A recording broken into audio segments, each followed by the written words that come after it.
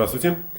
Тема сегодняшнего комментария – эффективность контроля со стороны депутатов городского окружного совета Якутска за тем, как расходуются бюджетные средства. Но речь пойдет не о нарушениях, хотя бы потому, что итогов 2006 года нет, они тем более еще и не обнародованы, а о том, насколько эффективно работает контрольно-счетная палата окружного совета. Но об этом сразу после рассказа о наиболее значимых событиях дня. Здравствуйте. В деле Магана поставлена точка. Как мы уже сообщали, Верховный суд России в среду рассмотрел жалобу экс-главы этого муниципального образования на решение якутских судей. Так, Верховный суд Якутии признал противоречащими федеральному законодательству и поэтому недействующими статьи республиканского бюджета на 2006 год о дотациях этому муниципальному образованию. Таким образом, высшая судебная инстанция нашей страны подтвердила аргумент якутских судей, якутских своих коллег относительно того, что нельзя из бюджета финансировать населенный пункт, которого просто нет в федеральном реестре муниципальных образований. Но этот факт не только давно известный, но и очевидный. Маган ведь был исключен из этого реестра 1 января 2006 года. Да, совершенно верно. И вот самое парадоксальное, что несмотря на это, вот до сих пор республиканские органы власти так и не приняли решение о ликвидации администрации этого населенного пункта. Да, но теперь придется работать на общественных началах, а без денег вряд ли как-то сможет влиять на ситуацию в Магане. Коллегия МВД Якутии в четверг рассмотрела чрезвычайное происшествие в городском отделении милиции номер 1 УВД города Якутска. Здесь 1 января погиб 20-летний Евгений С. По словам сестры погибшего, приказом по МВД 4 милиционерам, находившимся в отделении милиции, объявлены дисциплинарные взыскания. Их обвиняют в нарушении ряда инструкций. В частности, они не оповестили родных Евгения о его гибели. В результате родственники самостоятельно обнаружили тело погибшего в одном из моргов через 10 дней. А мы уже сообщали, что Евгений, по официальной версии, повесился ведь в камере в отделении милиции, куда он был доставлен, кстати сказать, нарядом милиции по заявлению жильцов одного из дома по улице Семена Данилова. Они заявили, что у них в подъезде появился незнакомый им человек. Но родные не верят в официальную версию гибели своего брата и сына, но просто не знают, что можно предпринять в этой ситуации. Да, совершенно верно. И вот уже упомянутая тобой сестра Евгения Татьяна, она считает, что хотя прокуратура Якутска не нашла признаков уголовного преступления в связи с гибелью Евгения, она сомневается все-таки, что в достоверности вот этой официальной версии. Брат, по ее словам, был человеком достаточно жизнерадостным, да, к тому же ему, и против логики было кончать жизнь самоубийством именно в отделении милиции, а не у себя дома, в квартире, в которой он был в один. Но, тем не менее, она действительно не знает, что теперь вот в такой ситуации и она, и отец должны будут делать. Сегодня коллегия МВД продолжается. На ней рассматриваются итоги работы в 2006 году. Доходы от приватизации госсобственности Якутии в прошлом году составили 4,5 миллиарда рублей. Эти данные обнародованы Министерством имущественных отношений. Больше половины этой суммы принесла продажа акций, находящихся в республиканской собственности. Остальные доходы по убывающей принесли дивиденды по акциям, продажа госимущества, сдача в аренду земельных участков и так далее.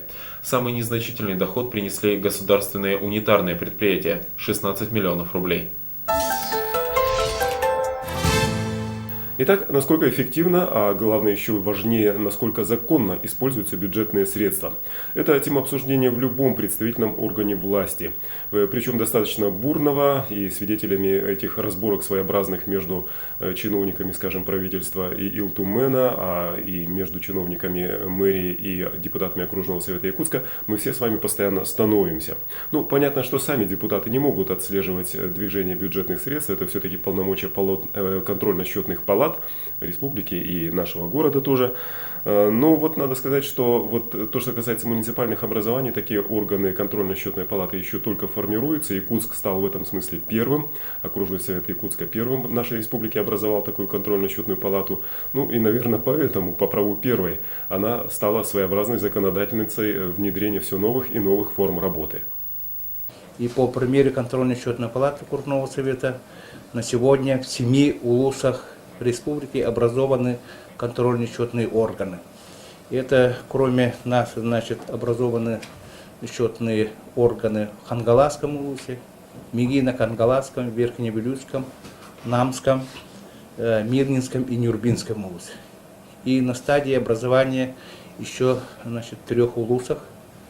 Это Усалданский улус, так Нюрингринский и Алюкинский улусы, там планируется создание контрольно-счетных органов.